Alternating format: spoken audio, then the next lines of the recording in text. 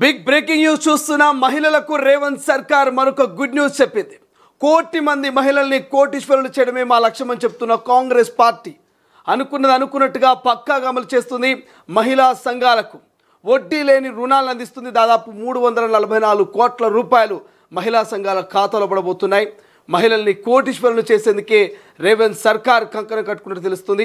వరుసగా మహిళలకు తెలంగాణ రాష్ట్ర అన్ని పథకాల్లో కూడా తెలంగాణ మహిళలకు ఎక్కువగా పెద్దపీట వేస్తుంది. గతంలో మనం చూసాం, మరి ఆర్టీసీ బస్సులకు మహిళల్ని ఓనర్లు చేసినటువంటి సందర్భం, సోలార్ ప్యానెలు, పెట్రోల్ బంకులు, క్యాంటీన్లు, ఇలా చెప్పుకుంటూ పోతే మరి 100కి 90% మహిళల్ని కోటీశ్వరులు చేయడానికి కాంగ్రెస్ ప్రభుత్వం కంకణం కట్టుకున్నట్టు తెలుస్తుంది. సో అందులో భాగంగానే ఏదైతే మగవాళ్ళ చేతిలో డబ్బుంటే దాన్ని మంచి పనులకే ఉపయోగిస్తారన్న గ్యారంటీ లేదు.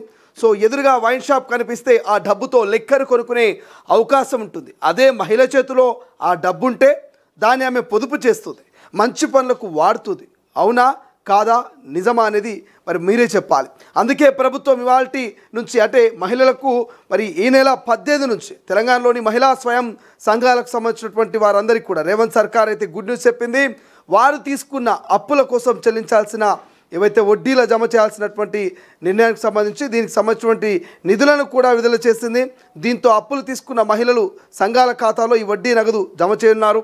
తెలంగాణలోని డ్వాక్రా సంఘాలకు వడ్డీ లేనటువంటి రుణాలు ఇప్పటి వరకు చెల్లించినటువంటి వడ్డీలు ప్రభుత్వం విడుదల చేసింది. దీనికోసం 344 కోట్ల రూపాయలు సెర్ఫ్ నిధులను ఆర్థిక శాఖ విడుదల చేసింది. ఇందులో 300 కోట్లు గ్రామీణ మహిళా సంఘాల కోసం కేటాయిస్తే మిగిలిన 44 కోట్ల రూపాయలు మరి పట్టణ ప్రాంతానికి సంబంధించినటువంటి మహిళా సంఘాలకు ఇవ్వబోతుంది. నేటి నుంచి అంటే జూలై 18వ తారీఖు నుంచి ఆయా మహిళల సంఘాలకు సంబంధించినటువంటి వారి ఖాతాలో నిధులు జమ కానున్నాయి. దీనికి సంబంధించినటువంటి చెక్కులను ఆయా నియోజకవర్గాల్లోని ఎమ్మెల్యేలు, మంత్రులు అందజేస్తారు. అయితే ప్రతి ఒక్కరూ పాల్గొనాలని అన్ని నియోజకవర్గాల ప్రజాప్రతినిధులకు ఆదేశాలు వెళ్ళాయి. నియోజకవర్గాల్లో వడ్డీ జమ చేసే చెక్కులతో పాటు ప్రమాద బీమా, లోన్ బీమా చెక్కులు సైతం పంపిణీ చేయనట్టుగా తెలుస్తోంది. మహిళా సంఘాలకు పావలా వడ్డీకి రుణ పథకం 2005లో అమల్లోకి వచ్చింది. బ్యాంకు లింకేజీ రుణాలు తీసుకొని సభ్యులకు వర్తింపజేయంగా తెలంగాణ రాష్ట్రం ఏర్పడిన తర్వాత అంటే 2016 వరకు ఈ విధానం కొనసాగింది. 2016 తర్వాత పావలా వడ్డీ డబ్బులు వారి అకౌంట్లో వేయడం నిలిపివేశారు. 9 ఏళ్ల తర్వాత వడ్డీ లేని లోన్లు ఇచ్చేందుకు రాష్ట్ర ప్రభుత్వం మళ్ళీ కసరత్తు మొదలుపెట్టింది. వడ్డీ లేని రుణాలని బీఆర్ఎస్ ఆపేసిందని, మహిళా స్వయం సహాయక సంఘాలను పూర్తిగా నిర్వీర్యం చేసిందని కాంగ్రెస్ నేతలు ఆరోపించారు. కేసీఆర్ పెట్టిన 3000 కోట్లకు పైగా బకాయిలను తాము విడుదల చేశామని కాంగ్రెస్ ప్రభుత్వం చెబుతోంది.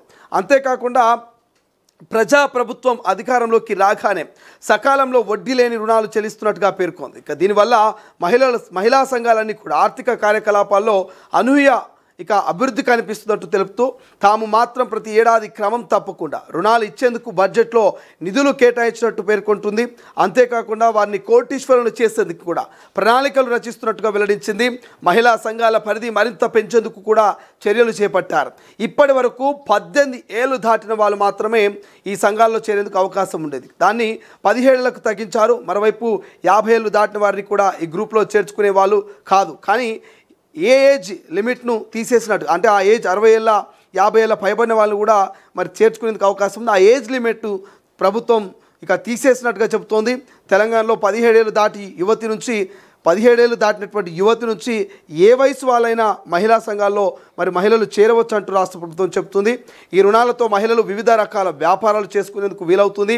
పాఠశాల యూనిఫామ్ల కుట్టు, మహిళా శక్తి క్యాంటీన్లు, సోలార్ విద్యుత్ ఉత్పత్తి, విస్తరాకుల తయారీ, పేపర్ ప్లేట్ల తయారీ వంటి 17 రకాల వ్యాపారాలను అధికారులు గుర్తించారు.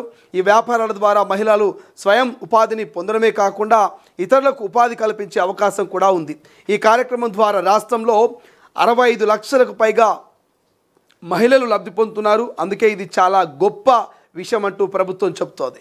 గత ఆర్థిక సంవత్సరంలో మహిళా సంఘాలు ఏవైతున్నాయో 23,000 కోట్లకు పైగా రుణాలు తీసుకున్నాయి.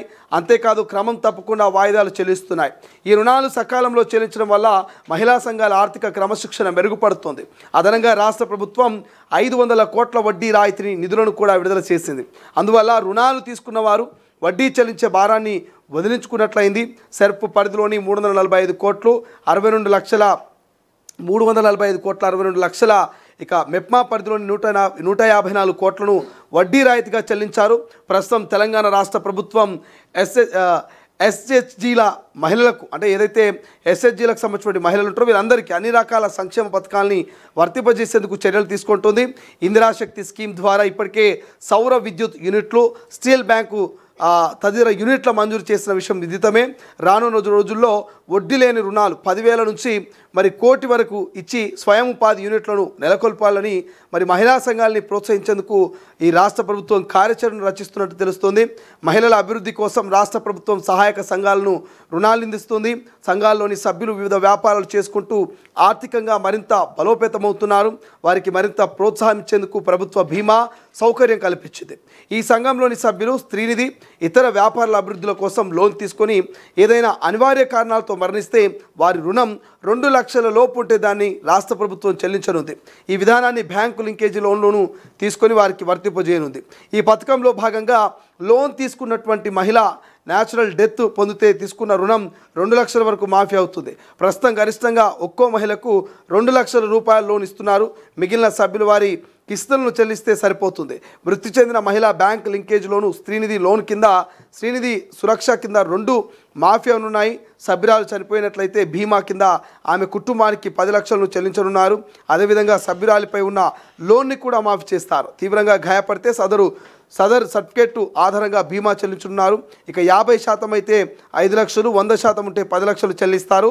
18 నుంచి 60 ఏళ్ల లోపు ఉన్న మహిళా సంఘాల సభ్యులకు మరి ఇది వర్తిస్తున్నట్టుగా తెలుస్తోంది.